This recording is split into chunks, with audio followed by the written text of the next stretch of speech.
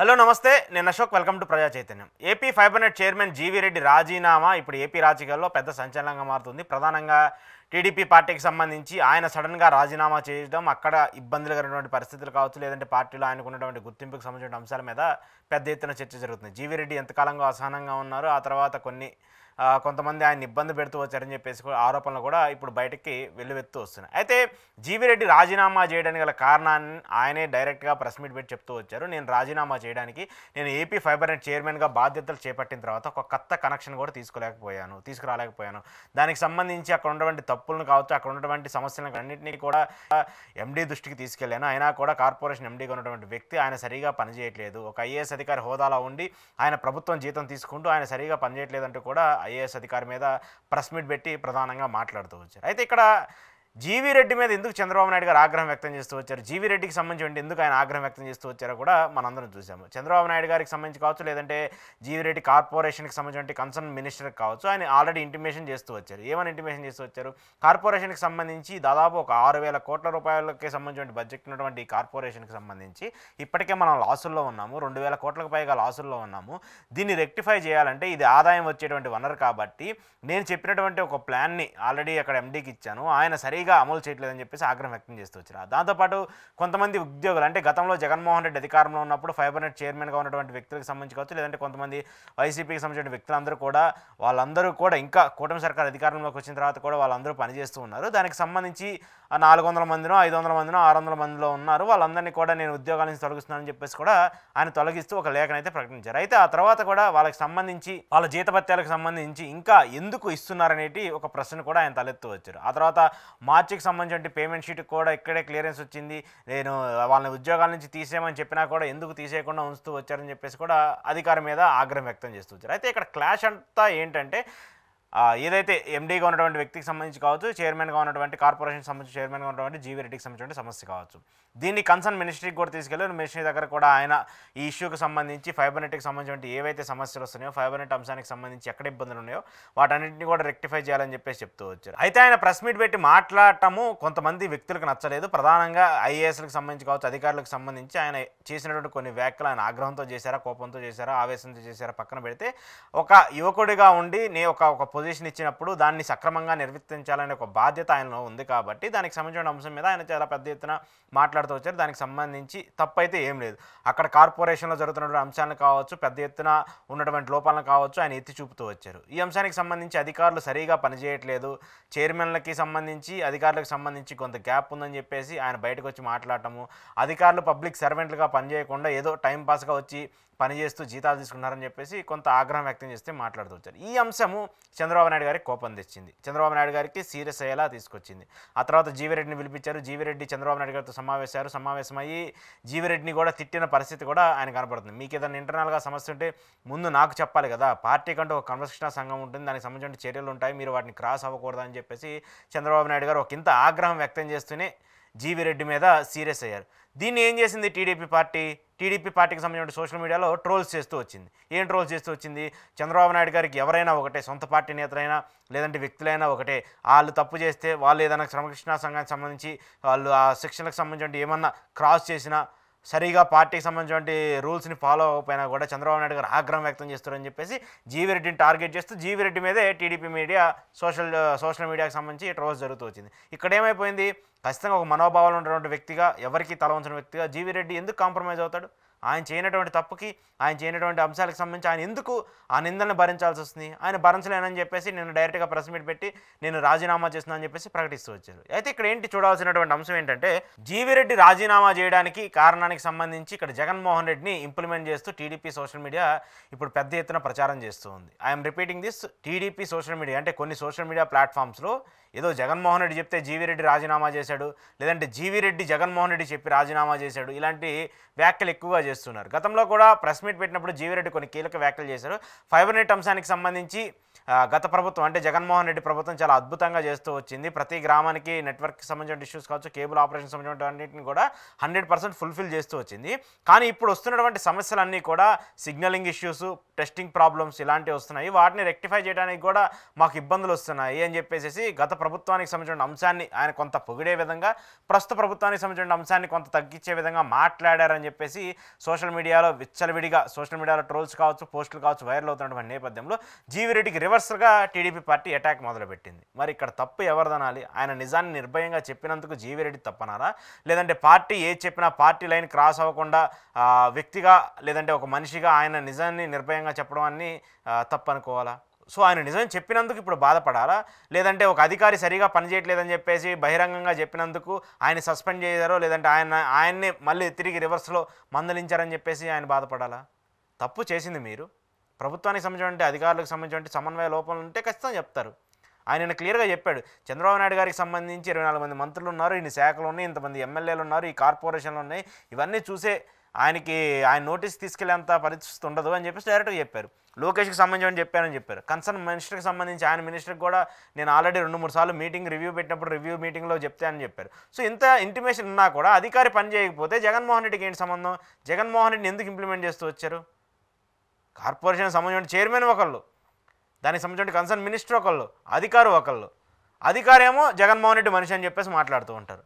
ప్రభుత్వం వచ్చి 9 నెలలు పూర్తి చేసుకుంది బాబు. మీ సర్కార్ వచ్చి 9 నెలలు అయిపోయింది. కూటమి సర్కార్ అధికారంలోకి వచ్చి ఆంధ్రప్రదేశ్ రాష్ట్రంలో 9 నెలలు పూర్తయిపోయింది. 9 నెలలు పూర్తయిపోయినా కూడా అధికారులు మా మాట వినట్లేదు, జగన్మోహన్ రెడ్డి మాటే వింటున్నారంటే అది ఎంత అసమర్థ పాలన, ఎంత చేతకాని పాలనగా ప్రజలు యాక్సెప్ట్ చేస్తారు? డైరెక్ట్ మీడియానే చెప్తోంది. వీళ్ళందరూ కూడా వైపీఎస్లు, వైఐఏఎస్లు, అంటే వైసీపీ జెండా వేసుకొని చెప్పారా, లేదంటే వైసీపీ జెండా వేసుకొని మాట్లాడుతున్నారో కూడా అర్థం కావట్లేదు. చాలా చాలా దూరం. అంటే ప్రభుత్వానికి సంబంధించిన వ్యక్తులను పక్కన పెడితే అధికారులకు సంబంధించి మాత్రం కూటమి సర్కారు వాళ్ళని అటాచ్ చేయడంలో కావచ్చు, కార్పొరేషన్లకు సంబంధించి కావచ్చు, లేదంటే మినిస్ట్రీకి సంబంధించి కావచ్చు, కన్సర్న్ సభ్యులకు సంబంధించి కావచ్చు, అటాచ్ చేయడంలో ఫెయిల్ అయిపోయిందని చెప్పేసి వీళ్ళకి వెళ్ళే డైరెక్ట్గా కొన్ని ఛానల్స్ సంబంధించిన మీడియా ఛానల్స్లో చూస్తున్నా, లేదంటే ఇప్పుడు డైరెక్ట్గా జీవిరెడ్డి లాంటి వాళ్ళు చెప్తున్నా కూడా అర్థమయ్యే పరిస్థితి కనబడుతుంది. ఒక చంద్రబాబు నాయుడు గారు అధికార ముఖ్యమంత్రిగా ఉన్నటువంటి సంబంధించిన వ్యక్తి ఒక కార్పొరేషన్కి సంబంధించిన సమస్య ఉన్నప్పుడు అధికారి సరిగా పనిచేయట్లేదని తెలిసినప్పుడు మీరు చేంజ్ చేయండి, ఇంకో దానికి ట్రాన్స్ఫర్ చేయండి, లేదంటే కొత్త అధికారిని ఇక్కడికి పెట్టండి, కార్పొరేషన్కి సంబంధించిన మార్పులు చేర్పులు చేయండి. మీకు ఆ వెసులుబాటు ఉంది కదా, మీ దగ్గర ఉంది కదా. ఇప్పుడు ఎందుకు చేశారు? మరి ఇప్పుడు ఆయన సస్పెండ్ చేస్తూ వచ్చారు, ఎందుకు చేశారు? ఈ అంశాలన్నీ కూడా ప్రభుత్వానికి సంబంధించే ఉంటాయి. ప్రభుత్వ అధికారిగా చంద్రబాబు నాయుడు గారు ఉన్నప్పుడు ఆయన కన్సర్న్లోనే ఉంటుంది. కానీ జీవిరెడ్డికి సంబంధించి ఆయన చేసినటువంటి వ్యాఖ్యలకి, లేదంటే అధికారి చేసినటువంటి తప్పులకి ఎందుకు జగన్మోహన్ రెడ్డి ఇన్వాల్వ్ చేస్తున్నారో నాకు అర్థం కావట్లేదు. ఇక్కడ జగన్మోహన్ రెడ్డి పాయింట్ ఎందుకు వస్తుంది? ఆయనకి జగన్మోహన్ రెడ్డికి ఏం సంబంధం? ఆయన ఒక ఐఏఎస్ అధికారి, ప్రభుత్వానికి సంబంధించి ఒక ఐఏఎస్ అధికారి, ప్రభుత్వ పనులు చేస్తూ ఉండాలి. గత ప్రభుత్వంలో కూడా ఆయన ఆ శాఖకు సంబంధించి ఉన్నారు, ఓకే, కరెక్టే, తప్పులేదు. ఎందుకంటే ఆ ప్రభుత్వానికి సంబంధించి ఒక అధికారిగా ఎలా నియమించాలో జగన్మోహన్ రెడ్డి చెప్పారు కాబట్టి జగన్మోహన్ రెడ్డి చేస్తూ వచ్చారు. మరి ఇప్పుడు మీరు కూడా మీ చేతిలో ఉంటుంది కదా ఆ బాధ్యత. చేంజ్ చేయాలన్నా మీ చేతిలో ఉంచుంది, ఉంచాలన్నా మీ చేతిలో ఉంటుంది, లేదంటే ట్రాన్స్ఫర్ చేయాలన్నా కూడా మీ చేతిలో ఉంటుంది. అది పెద్ద ప్రాబ్లం ఏం కాదు. ఖచ్చితంగా ప్రభుత్వానికి సంబంధించి మీకు నచ్చిన వాళ్ళని తెచ్చుకుంటారు, నచ్చిన వాళ్ళని తీసేస్తూ ఉంటారు. ఇప్పుడు చూస్తూ వచ్చాం కదా, లాస్ట్ టైం కూటమి సర్కార్ అధికారంలోకి వచ్చిన తర్వాత 8 మందో 10 మందో ఐపీఎస్ని డీజీపీ ఆఫీస్కి అటాచ్ చేసి ప్రతిరోజు వచ్చి సంతకాలు పెట్టాలని చెప్పేసి చెప్తూ వచ్చారు కదా. మరి అప్పుడేమైనా జగన్మోహన్ రెడ్డి చెప్తే వాళ్ళందరూ వచ్చి చేశారా? జీవీ రెడ్డికి ఎండీకి మధ్య, ఐఏఎస్ అధికారికి మధ్య జరిగినటువంటి సంభాషణకు సంబంధించి ఎందుకు జగన్మోహన్ రెడ్డిని లాగుతూ సోషల్ మీడియాలో ఇంత విస్తృతంగా వ్యాఖ్యలు చేస్తూ వచ్చారు? అంటే జీవీ రెడ్డి గత ప్రభుత్వానికి సంబంధించి ఫైబర్ నెట్ అద్భుతంగా చేసిందని చెప్పడం మీకు నచ్చలేదా? జీవీ రెడ్డి చెప్పింది ఏంది? నిజాన్ని నిర్భయంగా చెప్తున్నాను, నేను ఇక్కడ రాజకీయ పార్టీకి సంబంధించిన అంశం కాదు. ఈ ఫైబర్ నెట్ అనేది చాలా లాభభూయిష్టంగా నడపాల్సినటువంటి ఒక సంస్థ. ఆల్రెడీ 6,000 కోట్ల రూపాయలకు సంబంధించిన సామర్థ్యం ఉన్నటువంటి ఒక ప్రాజెక్ట్ సంబంధించి ఇది మీరు సరిగా నడపలేకపోతున్నారు. గత ప్రభుత్వం అప్పులు చేసుకుంటూ వచ్చింది. సో మనం కూడా ఇప్పుడు ఈ కార్పొరేషన్ సంబంధించి నేను చైర్మన్గా ఉన్నాను కాబట్టి అప్పుల బాధ నుంచి బయటికి తీసుకొచ్చి దీన్ని కొంత లాభాల్లో నడిపించాలని చెప్పేసి నేను ప్రయత్నం చేస్తున్నానని చెప్తే దానికి అధికారి సహకరించట్లేదని చెప్తే, లేదు వైసీపీ కార్యకర్తలు ఉన్నారు, వైసీపీ కార్యకర్తలకు 4 నెలల నుంచి జీతాలు ఇస్తున్నారు, వాళ్ళందరూ కూడా జగన్మోహన్ రెడ్డికి సంబంధించిన మనుషులు, వాళ్ళందరూ కూడా సోషల్ మీడియాలో ట్రోల్స్ చేస్తూ ఉంటారు. ఇవి కాదు కదా అంశాలు. ప్రాబ్లం ఏంటి? దానికి సంబంధించిన సొల్యూషన్ చూడాల్సింది పోయి జగన్మోహన్ రెడ్డిని లాగుతూ జగన్మోహన్ రెడ్డి ఇంప్లిమెంట్ చేస్తూ సబ్జెక్ట్కి అవసరం లేని అంశాలను తీసుకొచ్చి ఒక పార్టీకి సంబంధించిన వ్యక్తినో జగన్మోహన్ రెడ్డి మాజీ ముఖ్యమంత్రిని అటాచ్ చేసి మాట్లాడటం వల్ల మీ డీఫేమ్ మీరే చేసుకున్నట్టు ఉంటుంది, మిమ్మల్ని మీరే డీఫేమ్ చేసుకున్నట్టు ఉంటుంది ప్రభుత్వానికి సంబంధించిన వ్యవహారాలు చూస్తే. సో ఏది ఏమైనప్పటికీ ఈ అంశానికి సంబంధించి జీవీ రెడ్డి తీసుకున్నటువంటి నిర్ణయం కొంత చాలామందికి నచ్చకపోవచ్చు, కానీ ఆయన చేసింది మాత్రం 100% కరెక్ట్. ఎందుకంటే అధికారులకు సంబంధించినటువంటి వాళ్ళని సమన్వయం చేయాల్సింది, దానికి సంబంధించి చూసుకోవాల్సిన బాధ్యత ఖచ్చితంగా ముఖ్యమంత్రి మీద ఉంటుంది. ఆయన ఆల్రెడీ చెప్తాడు కదా, నేను క్లియర్గా నా కన్సర్న్ మినిస్టర్కి చెప్పాను, లోకేష్ గారికి చెప్పాను, చంద్రబాబు నాయుడు గారికి కూడా చెప్పాను, కానీ అక్కడి నుంచి సరిగా రెస్పాన్స్ రాలేదు కాబట్టి కదా ఆయన చెప్తుంది. మీ పార్టీలో ఇబ్బందులు లేకపోతే సరే కార్పొరేషన్ చైర్మన్కి రాజీనామా చేయొచ్చు, ఎందుకు పార్టీకి కూడా రాజీనామా చేయాల్సి వచ్చింది? అసలు టీడీపీ పార్టీ ప్రధాన సభ్యత్వానికి కూడా ఆయన రాజీనామా చేశారు. పార్టీలో ఏమి లేకుండా ఏం జరగకుండా ఉంటే ఇలాంటి అంశాలు వస్తాయా? దీనికంటే ఇంకా బియాండ్ లిమిట్ ఏంటంటే టీడీపీ ఇప్పుడున్నటువంటి కార్పొరేషన్కి సంబంధించిన చైర్మన్లు కావచ్చు, లేదంటే ఎమ్మెల్యేలు, ఇప్పుడు ఉన్నటువంటి ఎమ్మెల్యేలు కావచ్చు, వాళ్ళందరూ కూడా ఏం చెప్తున్నారంటే డైరెక్ట్గా అధికారుల మీద ఆగ్రహం వ్యక్తం చేస్తున్నారు. ఇంకా అధికారులకి పాత వాసనలు పోలేదు, ఇంకా జగన్మోహన్ రెడ్డికి సంబంధించిన వాసనలు పోలేదు, వీళ్ళందరూ కూడా జగన్మోహన్ రెడ్డి ఏదైతే గతంలో ఎలా అయితే నడిపిస్తూ వచ్చాడో ఇప్పుడు కూడా అలానే నడవాలనుకుంటున్నారని చెప్తున్నారు. కొంచెం అలా చెప్పడానికి ఇంకిత జ్ఞానం ఉండాలి మనకి. మన ప్రభుత్వం అధికారంలోకి వచ్చింది, ఇంత పెద్ద మెజార్టీ ఇచ్చారు, దాన్ని అధికారుల మీద మీరు పని చేయలేక అధికారుల మీద తోసేయడం ఏంటి? మినిస్టర్లు ఉన్నారు, దానికి సంబంధించి ఉన్నారు, ఈ మినిస్టర్ల దగ్గరికి ఏంది, మినిస్టర్ల మాట కూడా అనట్లేదా? ఇదే ఇప్పుడు పెద్ద ప్రశ్నగా మారుతూ వస్తుంది.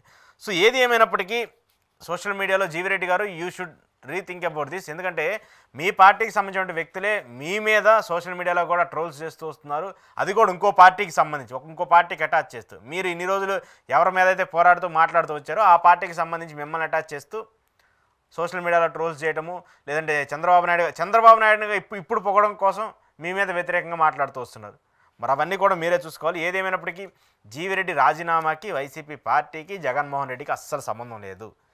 ఇది ఆయన రాజీనామా అంతా కూడా ఆయనకి, ఒక అధికారికి, ప్రభుత్వానికి మధ్య జరిగినటువంటి 3 అంశాలకు సంబంధించిన ఇష్యూ.